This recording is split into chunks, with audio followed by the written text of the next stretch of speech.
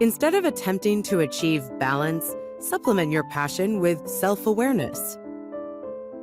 We've all heard the mantra over and over again: balance is a necessary part of living a happy life. Countless self-help books have preached this message for decades, proclaiming that it's possible both to pursue your passion relentlessly and to spend an equal amount of time and energy on other important aspects of life, such as your family. But this is where a second passion paradox comes in. Achieving your passion and living a balanced life are antithetical to each other. Even the harmoniously passionate individual must be completely consumed and singularly focused on achieving mastery. Living a passion-filled existence can indeed involve, as its original meaning implied, a certain amount of suffering and sacrificing time and energy that would be spent elsewhere. Take a moment to think whether a single extremely passionate, successful individual in history has lived a truly balanced life. Even towering figures like Mahatma Gandhi, who successfully led India toward independence from Britain, lived extremely unbalanced lives.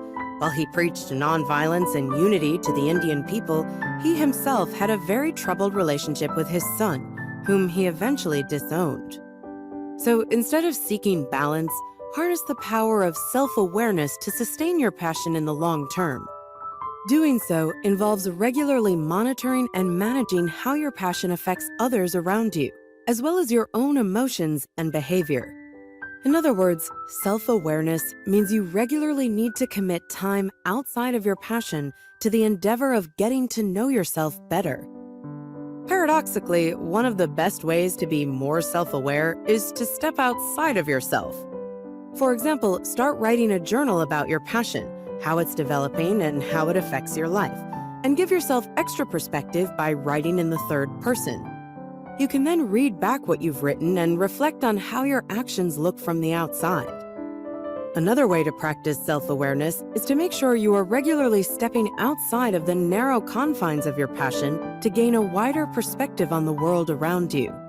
This can be as simple as spending time in nature, listening to music, or even ruminating over simple acts of kindness that you witness. By regularly practicing self-awareness, you'll be much better equipped to make decisions about what you do in pursuit of your passion. When it's time to move on from your passion, it's important to do so in a constructive way. Whether it happens voluntarily or not, giving up a passion that you've spent years cultivating can be a very distressing process. After all, for those who've practiced their passion according to the principles of the mastery mindset, their passion inevitably defines who they are. You might have started out having an interest in writing, but by developing your passion, you became a writer. This transformation embodies a process through which our passion becomes an integral part of who we are and how we orient ourselves in the world. Having to give up a passion can even result in destructive behavior, a danger for people like aging athletes and artists who can no longer make ends meet. After all, passions transform our physical and psychological selves. We become accustomed to the dopamine that practicing our passion produces, and when we're no longer receiving it, that leaves a void. This void can be a recipe for substance abuse, gambling, or other sorts of regrettable activities. This can even be the point at which the fine line between passion and drug addiction that we've discussed finally gets crossed. Of course, there are a number of less destructive coping mechanisms upon which people who give up their passion can rely. Retired athletes, for example, go through transition out of sport classes.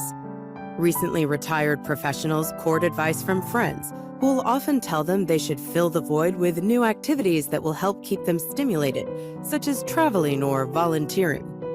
But these coping strategies only have limited effectiveness as they come from other people telling us what to do. The only place you can truly discover ways of climbing out of the void left by giving up your passion is within yourself. So instead of surrounding yourself with friends or going on an adventure, you need to reflect on all the positive attributes in which years of pursuing your passion have resulted. By doing so, you'll be able to craft a unique story about what you enjoyed most in the pursuit of your passion and why you will miss it. Once you feel you've reflected on your passion for long enough to encapsulate its importance to your identity, it's time to get on with your life.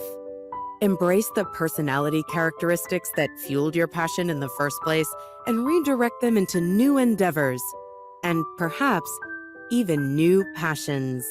Main takeaway is that passion is all about becoming entirely consumed by an activity that brings the most amount of satisfaction to your life. But beware the pitfalls of passion. It can lead to unhealthy obsessions and even being driven by fear. As long as your passion remains harmonious, it can develop in a healthy direction. Of course, this doesn't necessarily mean living a balanced life. Passion inevitably requires sacrifice. But the joy and rewards of the mastery of passion can be worth it. And here's one more helpful tip. If you're feeling lost while developing your passion, take time to meditate. Sometimes we can get so deep into our passion that we forget to take a moment to step back and gather our thoughts. This is where meditation comes in. When you're feeling overwhelmed, overworked, or even just stressed by anything relating to your passion, sit or lie down and clear your head.